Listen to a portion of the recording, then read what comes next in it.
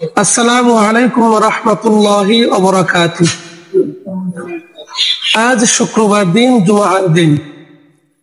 এই জুমার দিনের ব্যাপারে নবী করিম সাল্লাল্লাহু আলাইহি ওয়াসাল্লাম বলেছেন, যে ব্যক্তি জুমার দিনে সকাল সকাল উত্তম রূপে গোসল করে, পরিষ্কার কাপড় পরিধান করে, আতর সুগন্ধি ব্যবহার করে, আজান হওয়ার সাথে সাথে মসজিদে যাওয়ার পরে ইমামের খুতবা মনোযোগ দিয়ে শুনে, এমনকি পাশের কাউকে চুপ করো এ কথাও বলেন না, নামাজ পড়েন, দোয়া করেন, তাহলে কি হবে জানেন? তার এই প্রতি পদক্ষেপের জন্য আল্লাহ তাআলা তাকে 1 বছরের নফল নামাজ ও 1 বছরের নফল রোজা রাখার সওয়াব তাকে দান করবেন। সুবহানাল্লাহ।